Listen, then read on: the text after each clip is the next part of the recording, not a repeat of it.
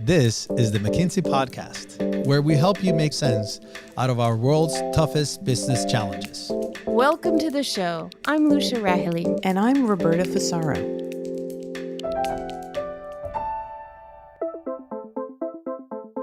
How we think about responsible AI isn't a moment. It's actually embedded in the way in which we develop our business plans, in the way in which we build, configure, and test the solutions, and the way in which we implement it and continue to get feedback, and the way we have strong compliance on the back end if there was a mistake made. That's McKinsey Senior Partner Lorena Yee. She joins me and partner Alexander Sukarevsky to talk about McKinsey's latest research on the state of AI. In our second segment, how do you muster the courage to talk about something uncomfortable at work? McKinsey Senior Partner Sherina Ebrahim has 2 tips. Lorena, Alexander, welcome to the podcast. Thank you so much for having us. Thanks for having us here. So we're here to discuss the latest McKinsey report on the state of AI, a technology that, as our listeners would probably agree, is evolving at an exponential rate. So looking at the readout of these latest results, we see that 65% of respondents reported that their organizations regularly use generative AI. This is double the percentage from our previous survey, which we conducted less than 12 months ago. Why is this new number important? This is a number about optimism. Generative AI is a very new technology. What this number shows is that people are moving from curiosity to starting to integrate it into their businesses. But they're still in a long way to go. And also what's really important is we're not just looking at generative AI in this report, we're looking at AI overall. And that's been a trend 40 years in the making. And one of the things we should also talk about is how all of this excitement on generative AI is providing oxygen and daylight to the broader set of capabilities that can really help companies advance. I would like to build on Lorena's point that generative AI allowed to democratize both 40 years of AI journey because it was so into your face. You could really see and feel what it is. You're able to interact with it. Our client kids are interacting with this technology and it's getting discussed over dinners. So all of a sudden, something that used to be very technically focused or very niche becomes the mainstream. On the other hand, when 75% of respondents saying that generative AI is used in their organization, I think the next question is what exactly they are using it for and whether they're using them for experimentation or get familiarized themselves with the technology or actually to unlock a true business value by using this technology. So I want to get into the nuts and bolts of implementing AI. And I guess specifically, we'll focus on generative AI. Alexander, about half the respondents in our research, they say that they are using readily available Gen AI models rather than building their own. What are the pros and cons of doing that? One important fact to bear in mind, if you step back, is that only 11% of AI models end up into production, meaning becoming day-to-day true business tools to unlock value. Generative AI, considering some of the costs and risk consideration, this number is close to single digit when we're speaking about the traditional enterprise and not just tech companies. And therefore, when you think about it, important to recognize that the model itself is an important component, but only 15% of the success. Now, zooming into your question, I think we are moving into paradigm of not just build versus buy, but build, partner, and buy. There are certain models that with amazing community support that one can get from open source and customize to her or his organizational needs. There are some proprietary models with a very heavy investment behind that clearly none of the organization is able to develop itself. And there are some models that organization will develop in partnership with the third parties. And if you think about it, at the end of the day, the enterprise of the future will have a spine brain of dozens of foundational models. Some of them will be proprietary that you buy, some of them will be that you develop yourselves, and some of them will be open source. And therefore, the answer to this question is very individual to each one of our clients. Much more nuanced than just the kind of the either or one extreme or the other. This is a really important topic because it is a classic question to say buy versus build in technology. But Alexander and I have been working on this in the deployment, and I think we're in a different paradigm. Partner is a really important point that he's raising, which is that it is hard to build all of this on your own. It is also not feasible to buy all of this on your own. What you're finding is that you have to partner across the stack. And that's kind of a traditional tech term. And what that means is you're going to partner with different large language model providers. There are lots of choices. So as we think about what is the point of all this, the point of all of this is to drive and unlock some business value that you weren't able to access before. So we're seeing a lot of companies build a constellation of partnerships in order to deliver the promise of Gen AI solutions. But to power the models, you will also need the compute power. So you will need certain partners that will allow you to get this compute power. And many of this, you could not make it yourself, even being the most powerful organization and well-resourced in the world. The number one thing to start with is what is the business use case that I'm trying to achieve? And based off of that, what are the sets of providers that are going to most help me? And that might be a combination of a very large language model provider that's very enterprise focused. It could be someone who has stronger strengths in video, but maybe if you're doing something around text, it may be one that has stronger capabilities around watermarking and referencing. And so even though this is a fast space, I think it always does come back to what is the business objective? What's the people objective that you're trying to get to? And then just being far more open in your mindset of how you bring in different technology providers and different combination of partners in order to achieve that quickly. Talent is a huge question and issue for everyone. I'm curious if what the research showed, or if there are different talent imperatives for executives who are trying to kind of get ahead of their Gen AI. Talent is always top of mind. One of the talent questions is, if you're really practical, I'm implementing a generative AI solution, or perhaps actually I'm implementing an AI solution, a machine learning solution. Those have different use cases. In all cases, there are sets of capabilities that are going to be really important in your team. And the number one thing we see in the report, and we see in our own experiences with clients, is data capabilities. And so how you think about data and the type of talent you have there is really important. So that's just one example of the type of talent you need to implement these solutions. The other question when people say what's going on with talent is a different question, and it's typically more about jobs gained, jobs lost. And that's kind of more of an economic question. And for that, we know with these technologies, it does change the fabric of jobs. But one of the optimistic things we see is it also opens up new jobs. And so what we see in terms of talent is there are many different aspects of it. There's the talent and capabilities you're going to need as a company to develop and scale these solutions. There's also an overall talent question in terms of how it changes the fabric of jobs. I would like to underscore what Lorena said. And one of her favorite quotes is that on every dollar of technology, we need to invest 3 to 5 in human beings, because human beings are very expensive to change and very difficult to change. So the real question is, beyond having an amazing technology department who's able to help you to operate and to build the tools, how do you convince rest of the organization to really use these tools, to embrace them, to manage risk vis-a-vis any other third party? So these are the very difficult questions where you take colleagues who are coming completely outside of technology to learn technology and to trust technology.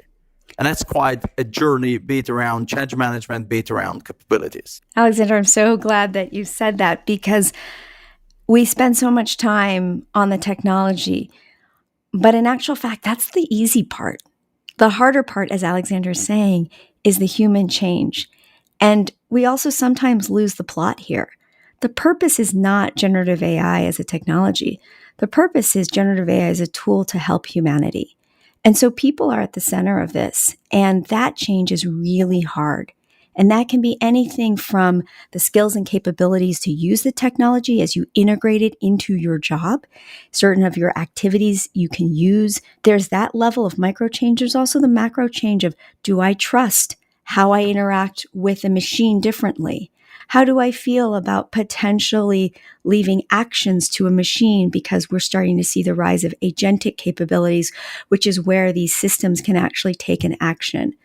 There are a whole host of questions, and us getting more comfortable with that is a journey, and us also changing the fundamental business process that we use. That's the hard stuff. I wanted to shift us a little bit more to the use cases. I'm curious if in the new research, we're seeing different sorts of applications of generative AI. Are there other parts of the organization where we're seeing it more or less? And has that changed? Well, looking at the report, the domains that we see that are most common is marketing and sales. We see the most activity there. We also see enormous amounts of work in terms of product development and software engineering. And these are the expected arenas where we would see early implementation of generative AI, because these are where the types of knowledge work is most applicable to the capabilities of the technology today, especially when the vast majority of what we're looking at is more the summarization and concision of text. It's also, we see a difference by industry. It's not surprising that we see the technology sector, the energy sector, and financial services sector being the sectors that are probably the farthest along in experimenting and beginning to deploy these capabilities at scale. The way to look at this is that generative AI essentially is the most convenient human interface, applying other AI techniques that Lorena was referring to. And therefore, clearly the first use, it's all about interface, be it an interface with a database, be it interface with other algorithms, be it even interface between different generative AI applications. So this is the first thing we're seeing.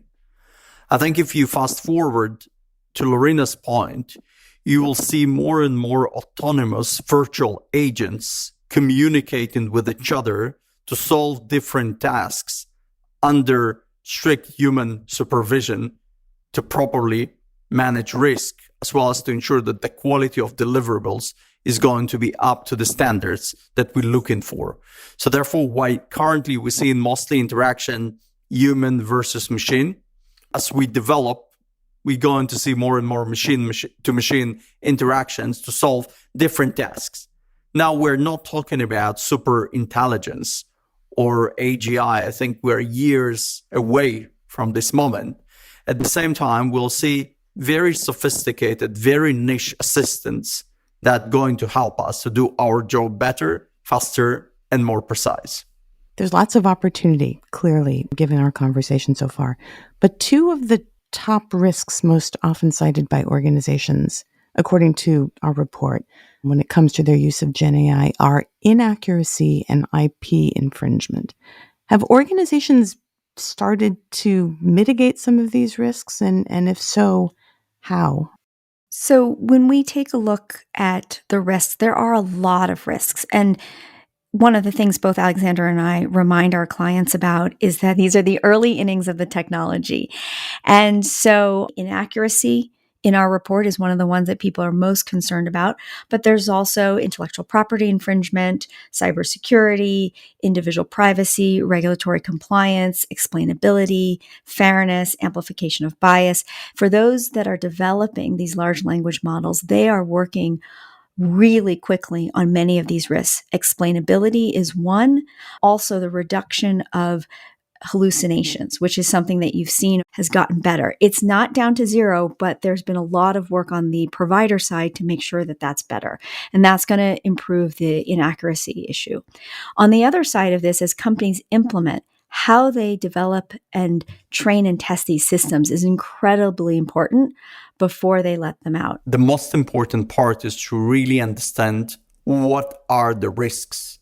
Because if you look at our report, the majority of respondents believes that there are risks, yet they cannot articulate what these risks are. And then there are ways of solving these risks. Number one is clearly having human in the loop. And that's why I don't like to speak about artificial intelligence. I would rather prefer hybrid intelligence, where we bring the best of humans and machine working together to overcome the challenges and the risk and unlock the opportunities. On the other hand, we should not think that technology cannot help us to solve some of these issues. So for example, coming to IP or traceability, you could apply technology to track IP, to protect IP. At the same time, while we believe that we all focused on very short-term risks, I do believe that we as humanity should step back and think, what's the bigger picture?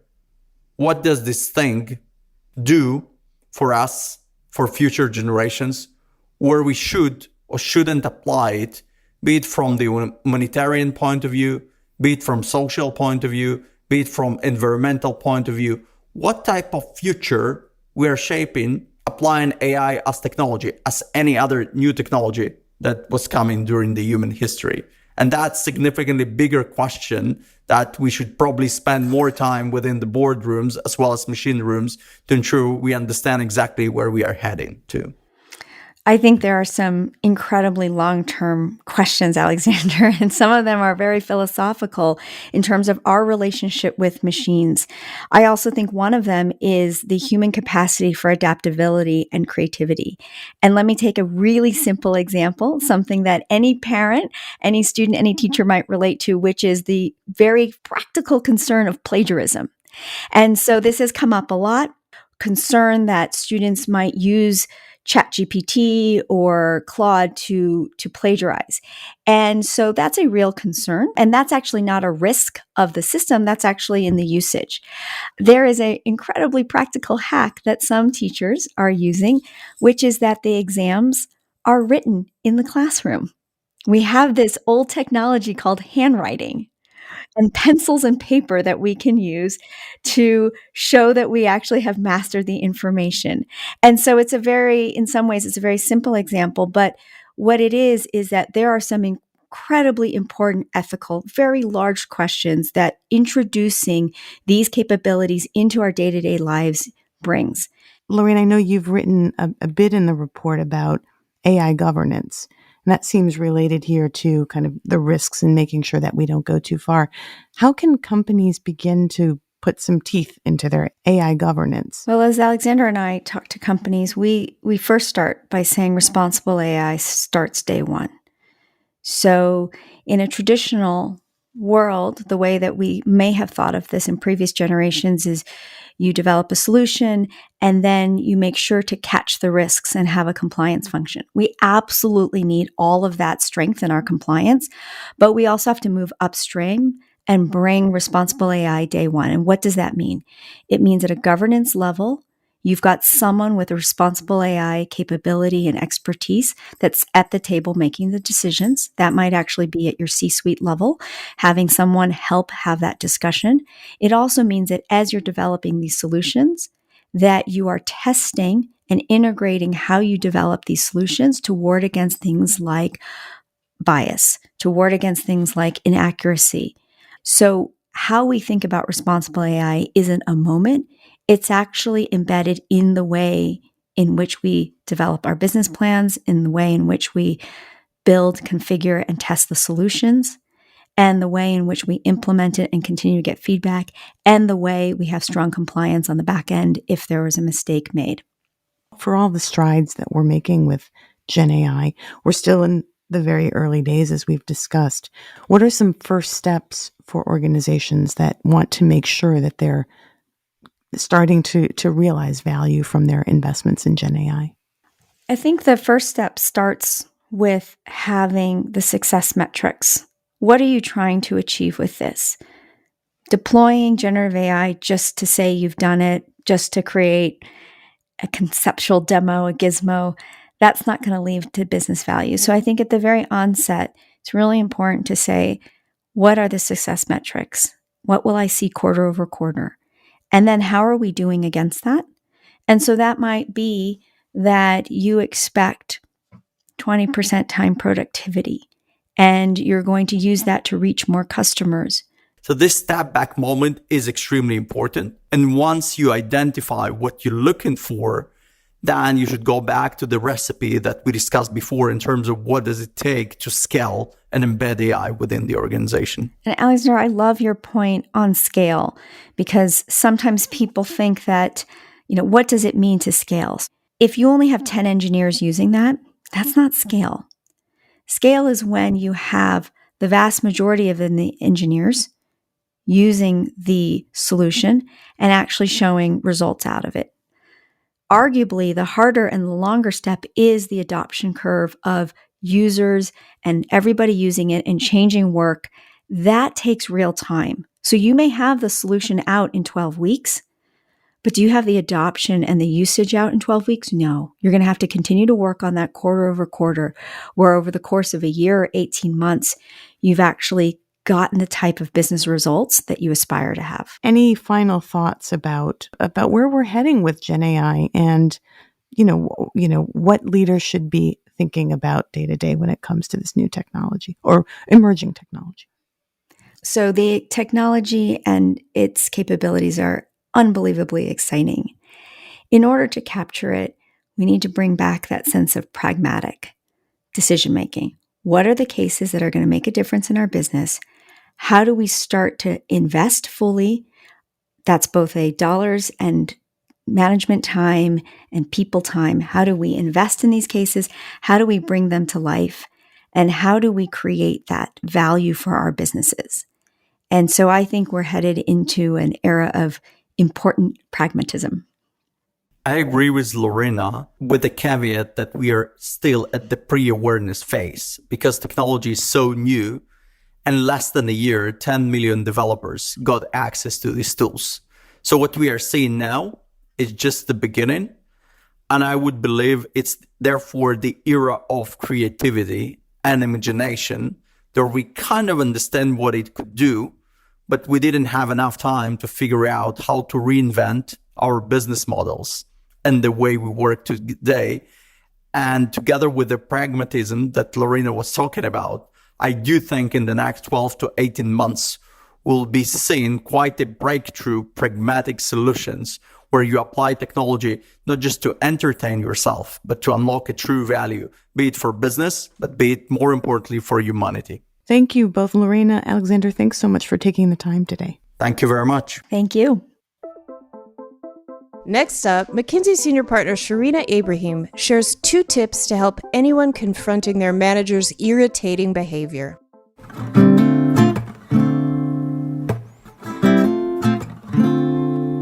The first time I returned from parental leave, I was a manager and I had come back part-time. And at the time, we were moving into part-time as a norm, I would say. It was well established as a policy, but it was not so widespread as it is today, particularly for the manager role. And so when I came back taking a day off a week. And the first week, the partner that I worked with, we had a meeting scheduled for my day off. And so I said, okay. And I kind of did my meeting. The second week, same thing happened. And I was like, okay, and we did the meeting. And then the third week, the same thing happened again, where we had an internal team meeting scheduled and I didn't say anything. And then once it happened, I sort of thought, well, I need to say something. So I actually talked to the partner, and said, I am working part-time and tomorrow is my day off. And we've now scheduled yet for the third time a meeting on my day off. And honestly, the partner was mortified. He had just completely forgot. He fully apologized and, we changed the meeting and sort of we moved on, and the rest of the engagement was actually perfectly fine in terms of how I made it work. The learning for me from that was 2 things. First was assume positive intent. It was really one of those, I'm not used to it, just moving from one thing to another, just wasn't thinking about it. And the second is sort of stand up for yourself. Like when you see something that doesn't quite work for you, at least bring it up and have a conversation. And I think that really helped me for the rest of my career, really, because Of course, it's not always perfect. There's going to be times when you're on part-time and you need to work or whatnot.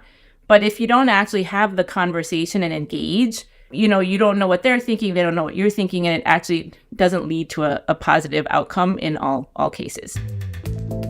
Thanks so much for listening to the McKinsey podcast. I'm Lucia Rahili. And I'm Roberta Fasaro. Find us on McKinsey.com. We'll have a transcript of this episode up shortly. And download the McKinsey Insights app, where you can find this podcast and other helpful content updated daily. If you enjoyed the show, we'd love for you to leave a rating and a review. We'll see you in 2 weeks.